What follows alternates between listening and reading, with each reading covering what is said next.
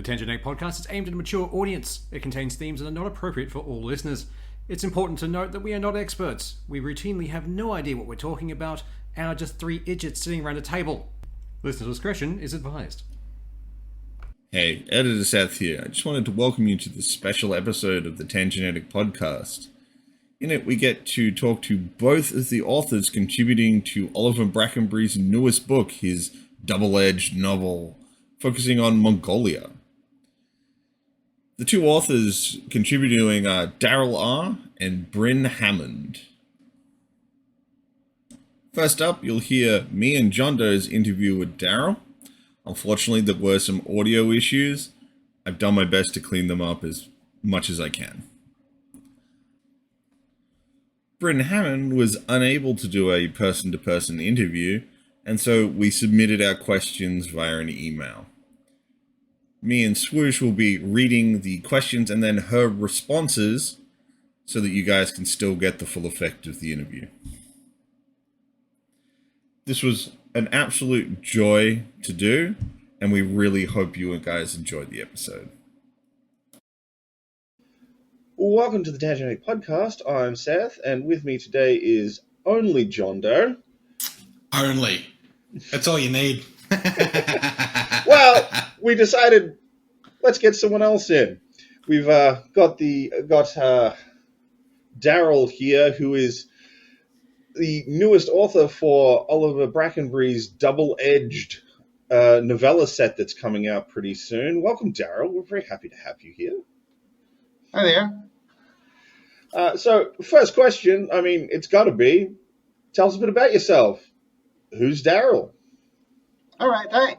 I'm DARIEL, a writer and photographer based in Davao City in the Philippines. I'm a history nut, spice addict, scuba diver, and I've been a lifelong FNSF fan ever since I was about 10 years old. You know, you get introduced to Star Wars, Conan, and Barzoom all in the same year. You know, brain damage is permanent. They're pretty informative years when you hit that sort of curriculum. You had no hope of dodging that. That's a pretty eclectic set of things. I wouldn't have ever guessed. Yeah. I know it sounds kind of odd, but like when I think author, I don't think photographer / scuba diver. Oh, well, you know, I kind of grew up on Jack Cousteau's documentaries, so yeah, here I am. Oh, I did. That'll do it. So, I gotta ask, why did you start writing sword and sorcery? A lot of other people would have more easily fit into like a sci-fi thread or more just like generic fantasy. I mean, hell, you just admitted to some big interest in science fiction just there, so why sword and sorcery? All right. For me, I think it's the fact that genre is so visceral. So that's what captured me, the storytelling power. My personal creative motto is simple stories, but powerfully told. And I believe that Robert E. Howard and other sword and sorcery writers kind of embody that. So that was what really got me going.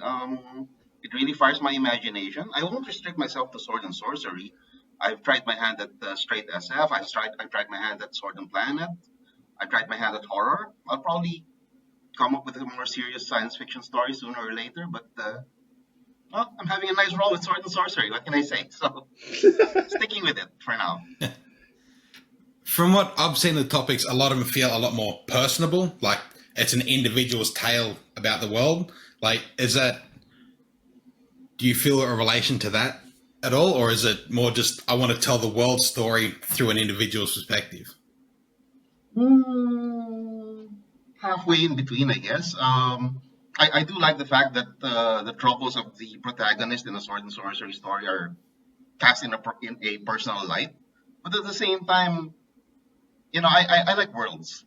I like good settings. I like characters that are informed by their origins in the world and act in a certain way because of it, or have their choices restricted because of it. Cool. That's an interesting perspective. I never thought of it like that. Most of the ones I've read have been very, you know, it is that person's tale, and it's like, that's an interesting way to put it. Sort of I like that. So, is there anything in particular that inspired this story for this particular double feature? I know it's one of your more long-running characters that you've written a number of stories about. Is there a reason you picked him for this particular submission? All right. Well, first off, my general bent for sword and sorcery is what I call Forgotten Asia. Mm-hmm. Okay. It seems to me, I may be wrong, but when it comes to English language media, especially fantasy and science fiction, there is a huge chunk of Asia that is missing. Yeah. You've got China and Japan, and where's the rest of it? Yeah. Right? So from Araby all the way to the borders of Xinjiang, from Siberia all the way to, the tip of India, Ceylon, and the islands of Southeast Asia. It's not there. Yeah. So, Yeah, I absolutely. grew up in Southeast Asia, so, hey, why not take the advantage of that opportunity and, have some stories there? Yeah, 100%. Yeah, it's So a there's very that. large area for a lot of, not so much myth and legend, but historical story that isn't heard or told. It's a really awesome and rich area to plunder, I suppose, to get in and have a look at. That's awesome. Well, plunder is what we do. We're sword and sorcery. But and so of course Central Asia is a big part of that. So that got me going. Orhan Timur, my character for Walls of Shira Yulun, was the very first sword and sorcery character I came up with, and very much a forgotten Asia kind of character, inspired by Genghis Khan. And my idea for him sprung from a what if. What if Genghis Khan had been overthrown by his rival and former ally and blood brother Jamukha, and he had been reduced to a wandering fugitive? Of course, he'd never take that lying down, right? No. No way. Right? Not Genghis Khan, right? So that was the basis for the character, and it seems that the hook just went in so deep that it's been so easy to write this character, and I guess he's gotten kind of popular. Yeah. And like when you said he was your first character, it's interesting because I don't think anyone forgets their first, whether it be a D&D character or their first character they fell in love with that they created. And it's just so true. Being able to carry that along is just really awesome. Yeah, and but Walls of Shira Yulun is actually a commissioned piece. Oliver's commissioned short stories before of Orhan Timur, but this time I believe he had just read The Religion. Was it Tim Willock or something? Yeah, and so he said, "Why don't you do a novella where Orhan is in a siege situation?" And to me, that was interesting because it takes Orhan, the constant wanderer, right? He is this guy who just put him on a fast horse and he's gone. And this time, he can't do that. So I came up with a situation where he couldn't do that. He had to be stuck in this city under siege, and it's a real pressure cooker for him. And how does he get out of this? That'd be really interesting to write if you've only ever written him more as a traveling nomad or mercenary. It had to be like a real change up to go, it's a bottle episode now. Yes, and that was a fun challenge for me. I really wanted to, try my hand at this. It took a while to write, I have to admit. I mean, good things take time. Yeah, I'd be interested to see what it was effect. so different, so new. Yeah, Dan, sorry. I'd be interested to see what effect this has on your future writing. If you've always done a wandering character, if it'll change your perspective in future writing, whether he may stay in an area for a little longer or deal with the situation in a little bit different way. Refer back, we built barricades here. It's a skill that can translate in different ways in an ongoing adventure. It's really awesome. Yeah, nice. Well, one of my concepts for the character was, of course, based on Genghis. He is a sort of a military genius. And so in this story, you actually see the roots of where he got his versatility. Now he not only knows how to attack a city, he knows how to hold one. Yeah. That's awesome. That's really cool. and I also learned more about the character. It's funny. Just like a certain sword and sorcery writer, I could say that when I'm writing, it's almost like my character standing behind my shoulder and telling me about his adventures. I'm not making up the adventures as I go along. It's more like I'm taking down notes. Yeah.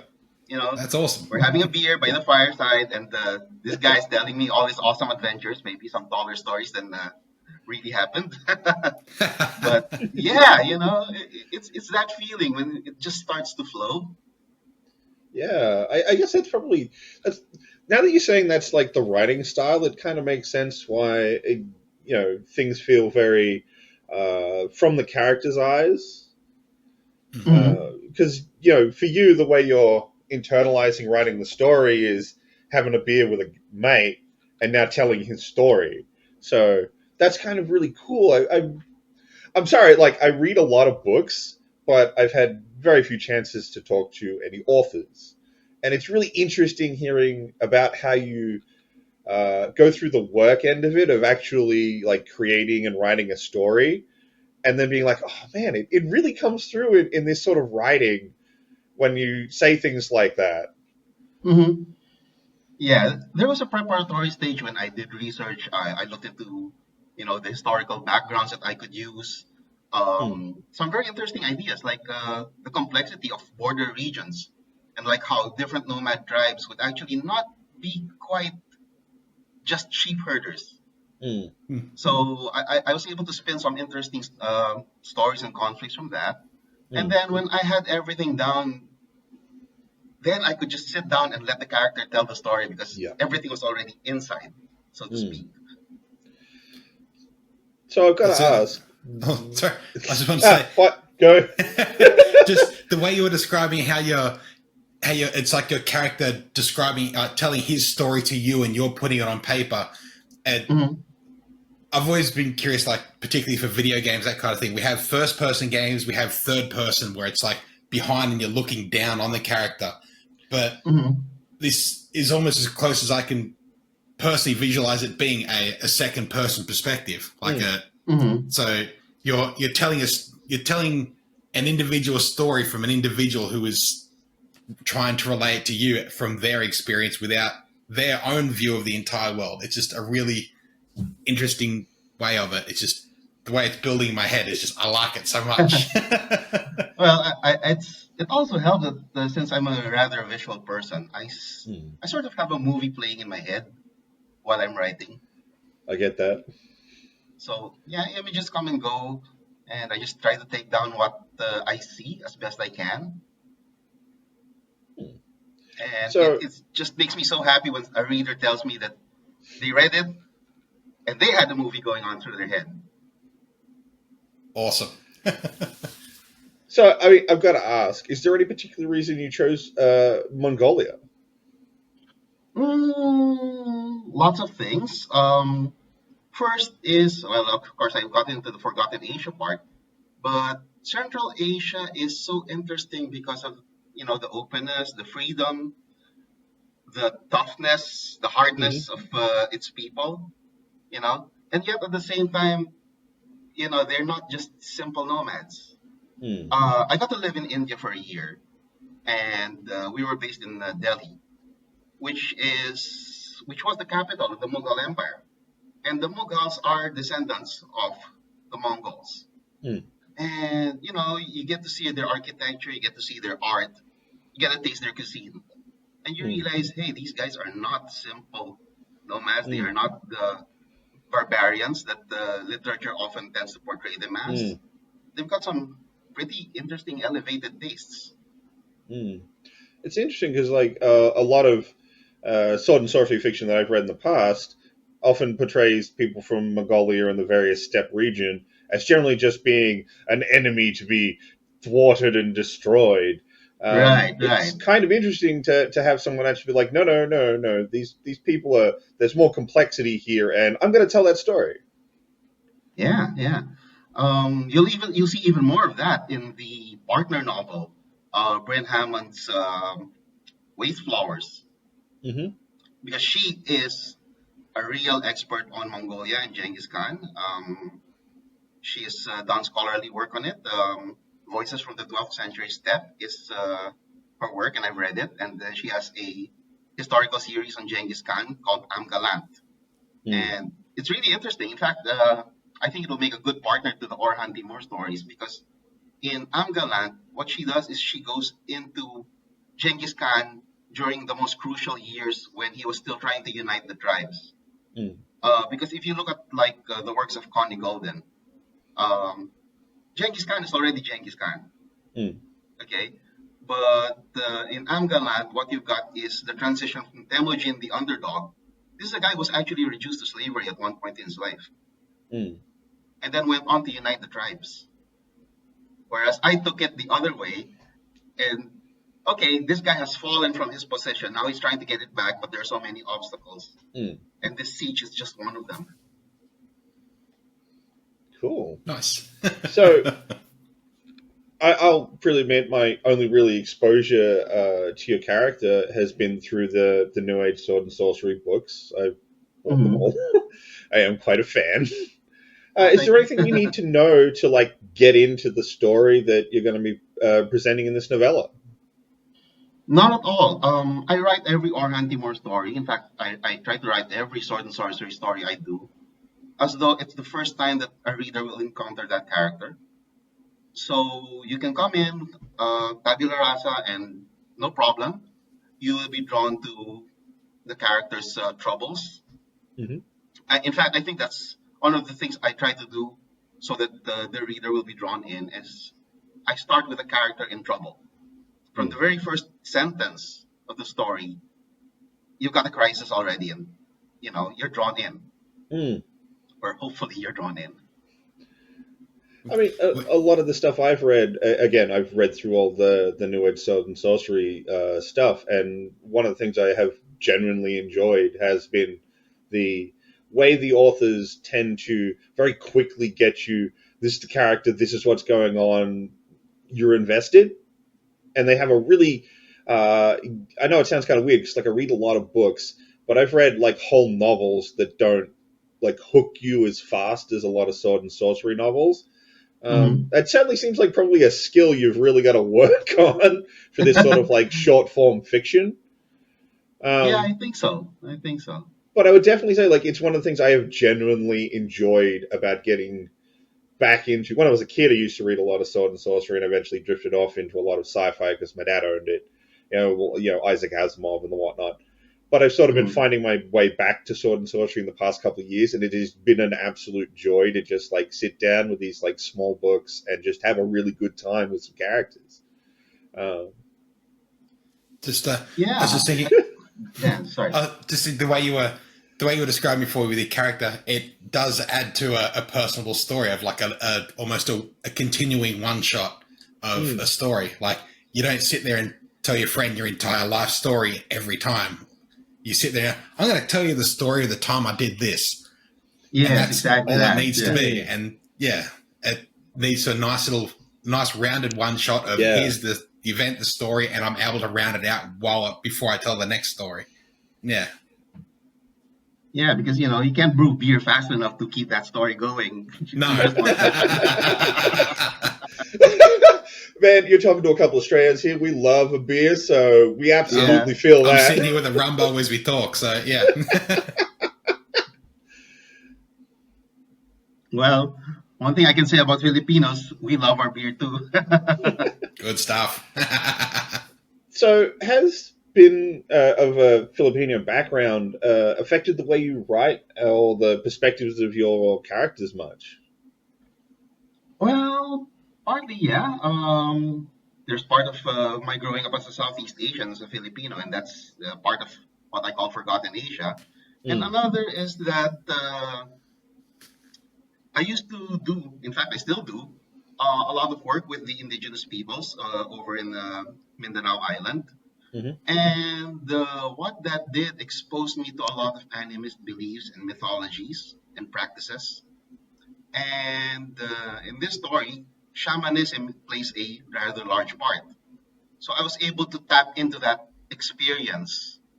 Oh, wow. And also, That's awesome. they had stories of shamans, what they call bailans, going rogue and doing malicious things.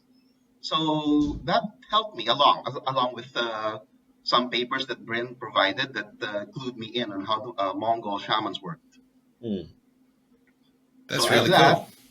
yeah, it's fun. It's really getting to do, bring in all those experiences, things you'd never imagine going into a sword and sorcery story, and suddenly, hey, This isn't as made up as you think it is. No. More of this is true than you would like to believe. yeah, I mean, I was working with a camera. I had no intention of putting it in writing, but hey. Yeah, absolutely. And Yeah. you draw on what you experience. That's cool. Yeah. Yeah, so I mean, that's for what I me, was everything mostly. is grist for the mill. That's how I treat life. Mm, So, you'll never know when someone or an experience will go into a story. mm. So Just don't use you the real and names. of course. So you and Bryn will be sharing this double feature. She's doing the other novel. How do you feel you differ from her in your writing? Well, you remember Oliver's selling point about the New Edge, which is made with love for the classics and an inclusive, boundary-pushing approach. I'm the made with love for the classics half. I write in an old school style, very violent, very visceral sword and sorcery. You're going to see Robert E. Howard's genes in the way I write, I think. Whereas Bryn is the pushing boundaries half. She's got non-traditional characters. Her stylistic touches are more reminiscent of Clark Ashton Smith or C.J. Cherry than of Robert E. Howard. Me, I think I'm closer to Howard, David Gemmell, and Paul Anderson. Mm-hmm. Man, that sounds So- awesome. Because now we're gonna get a real nice, fun sort of old school pulp adventure along with our boundary pusher on the other half. I mean, I was Yeah, I already think you excited really for get this your book, money's and now worth you've with made me that more excited. It's not the same dish twice. Yeah. It's gonna be very different. I mean, that's what I was. Honestly, I threw this question in hoping that I'd get an answer like that and be like, ooh, we're going to get two very different stories. It's going to be great. It's not just this story and this story I'm looking forward to Yeah. the flavors.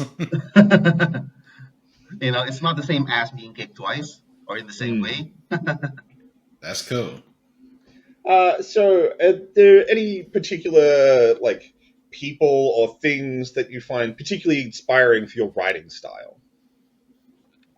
To my writing style, well, it all boils down to Robert E. Howard's fault.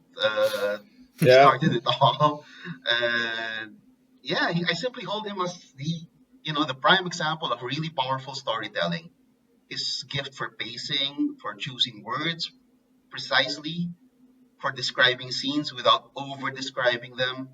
Because I noticed that there's been a tendency to, I'm sorry to say this, but sometimes writers dwell too much on their descriptions and their world building in the longer novels that I've been seeing.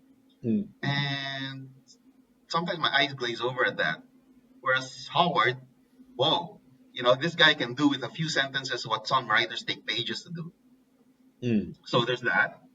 And David Gemmell gave me my taste for bitter, amoral, and hardened characters who nevertheless seek redemption in some way. Lee Brackett gave me my taste for bittersweet endings. A story where the character rides off with the treasure and the girl, on his saddle. You're gonna forget it. But a story where the character has to sacrifice something in order to get a more noble aim, you are going to remember that story. Yeah. Right? Or if the character dies, if a close companion of the character dies, you're going to remember that story. So that's what the bracket taught me. And then for atmosphere, well, again, Howard and Tanith Lee. So those are my main influence, I'd say. Main influences. Yeah. And if your character also gets Paul everything they want, why would they keep going? Yep. Keep them hungry. I mean, it's interesting, like you bring it up, because like you grow up as a kid on all of the the hero gets the girl and the treasure and rides off into the sunset, and I couldn't remember most of the stories I've read Yeah. from when I was young that did that. On the other hand, you give me something like the Forever War, and it's like, ooh, the hero actually doesn't quite get the pie at the end of the story, and it's like that's memorable. Exactly. That sticks out in your mind, and you feel more of the character in it. Yeah, I've never really thought about it. I just sort of gravitated away from it, and then someone brings it up and says it, and it's just like, fuck. Yeah. So that's the set of questions I had. You got anything you'd like to ask John Doe? No, I've sort of been throwing things in as they came to the top of my head just because I tried writing them down and I have almost no talent for writing things down. I've tried to write a million stories and my brain just goes straight to white noise. So it's like, I'm just going to throw shit out as it comes to me. And that's exactly what I did, even though I ended up talking over people. Well, then I guess it's open floor to you. Is there anything you'd like to plug, say to our listeners? The floor is yours, Daryl. Go nuts. All right, thanks. Yeah, I'd like to say that I believe Sword and Sorcery is undergoing a revival now. It just might be the third wave that we have been waiting for so long. After that die off that we had in the 70s and 80s, right? Mm-hmm. So yeah, please do check out other authors and stories. For those who haven't had the chance to read the New Edge of Sword and Sorcery yet, 0, 1, and 2 are still available. 3 and 4 are coming out, so please check them out. They've got a nice assortment of authors there. Also, I have the nice, pretty hardcovers on my shelf of the New Edge Sword and Sorcery books. Yeah. Also, well, I might as well plug my own stuff. Absolutely. Amazon Throw it out has, there. yeah, my Swords of the Four Winds and Track of the Snow Leopard collections are on Amazon. And you can see some of my Sword and Planet stories on Heroic Fantasy Quarterly. So, Yes. Brilliant. So hope you enjoy those. Well, I'd definitely be looking to check them out.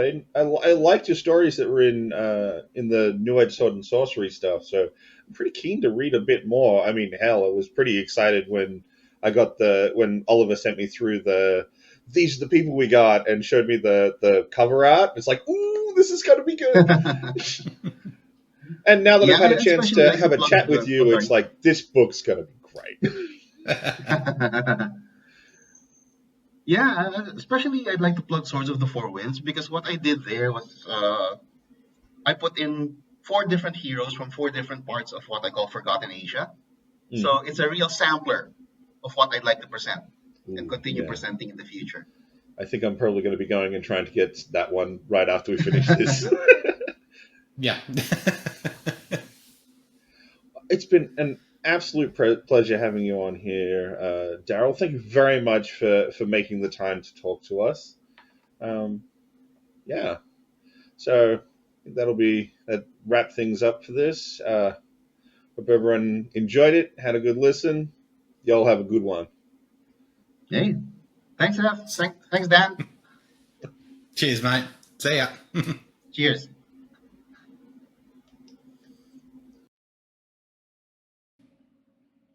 And now, our interview with Bryn Hammond. Tell us a little about yourself and who you are. Hi, I'm Bryn, living in Australia, a town on the coast now, ex-Sydney. I write historical fiction and science fiction / fantasy, past or future. I don't care. If it's imaginative and removes me from real life. I've never wrote contemporary setting, and I'm the least likely to read them. Fair. Why did you choose to write Sword and Sorcery over traditional fantasy or sci-fi? Sword and Sorcery sits about the right place for me. I'm not into horror per se, but I thirst for the weird. I'm not about grimdark, but give me earthy, low fantasy. That can get pretty real. I don't want my worlds to be too knowable or systemic or orderly. Let me have the ragged edge and things out of sight. Other species ought to be other and wildly pullulate out there, not with set traits or specifics classifiable. My hero won't have powers, skills at the most, and isn't going to advance far in society. Did anything in particular inspire the story you submitted to New Edge Sword and Sorcery, the Double-Edged book? It came straight off my Mongol research for my historical novels on the life of Genghis Khan. I've written about goatskin in 4 or 5 stories, and when I had a novella to sink my teeth into, I had to make him meet the great Mongol himself. Other inspirations, more to do with theme or aesthetic, were quite far afield. I reread a book that had an enormous influence on me, Jean Garnett's Miracle of the Rose, that romanticizes the writer's time in prison, for inspiration on my cast of bandits and convicts. I reread Baudelaire's Flowers of Evil. You notice both works have flowers in the title, like mine, for its strange vision of beauty in ugliness or the grotesque in evil and in being an outsider of society. I like to go fairly wide with inspiration. Fair. Are there any challenges bringing a female protagonist to life in a genre in which many often only think of male leads? Challenges on several fronts, in writing and in existing in the sword and sorcery space. Sometimes it seems everybody's writing a woman lead now, but the genre has a lot of gender baggage to shake off, and it's not as easy as to stick a woman in the front line and everything's sweet. A couple of my admired sword and sorcery writers of the past, Joanna Russ and Jessica Samuelson, talked about how difficult it is to write a woman in your sword and sorcery hero convincingly, and those difficulties, unfortunately, haven't cleared away in a genre that clings to the past. Not that I'm against the past. Samuelson also said that Robert E. Howard wrote strong women a hell of a lot better than most of his imitators, and he impressed me in the same way. Are there any ideas you have been able to explore because you chose a female protagonist? What I care about most in sword and sorcery is its outsider perspective. It's outside heroes or anti-heroes. For me, there has been so much alienation involved in being a woman that it immediately upped the ways my main character could be outside society. Then there is Mongol society and other steppe or steppe-adjacent cultures, where the study of historical women is so eye-opening to a modern person. I look at records of European encounters with medieval or early modern women on and around the steppe, and as I think, their befuddlement would still be felt as befuddlement. I honestly feel most of us scarcely know how to write, how to imagine women like that. I know I've scarcely started. What drew you to Mongolia as a setting? First off, I don't know. I was drawn in my early teenage years, and to analyze why is to backdate, probably wrongly. I can't remember what material I found about Mongols either, but an early vivid memory is getting my hands on Anna Komena's Elixiad, a Byzantine history, that has a lot of encounters with Turks, Seljuks, still straight from the steppe. I have a Turk craze from Anna Komena. More recently, I've spent most of the last 20 years with The Secret History of the Mongols, a Mongol source for the life of Genghis Khan. I've written 2 historical novels based on it, and a study of it too, called Voices of the 12th Century Steppe. You and fellow author Daryl will be sharing the New Edge Sword and Sorcery Double-Edged novel, and both using Mongolia as the backdrop. How do you feel you differ from your contemporaries' writing? The both of us? I feel, importantly for this project, we both center the Mongol point of view. Mongols aren't bit parts or even half the story, let alone the enemy. I see steppe nomads in sword and sorcery used in various ways, but I think the focus of our double edge is resolutely nomad's eye on the world. That's true even though my nomad goatskin is visiting Mongol and the high steppe for the first time. Do you have any major influences for your writing style? When I was young, I wanted to write like M. John Harrison in his Verconium sequence. If there's a work I obsessively tried to write like at a crucial age, it's The Pastel City and In Verconium, and a few other short stories. Tanith Lee with Death's Master and Night's Master was a writing I admired and aimed at too. I'll stick with sword and sorcery or friend sword and sorcery examples. Anything you'd like to say or plug to your listeners? Since you ask, don't forget that both Daryl and I, before Oliver picked us up for Brackenbury Books, put out self-published work. Daryl has Swords of the Four Winds, a sword and sorcery collection across fantasy locations inspired by Forgotten Asia, Asia beyond China and Japan.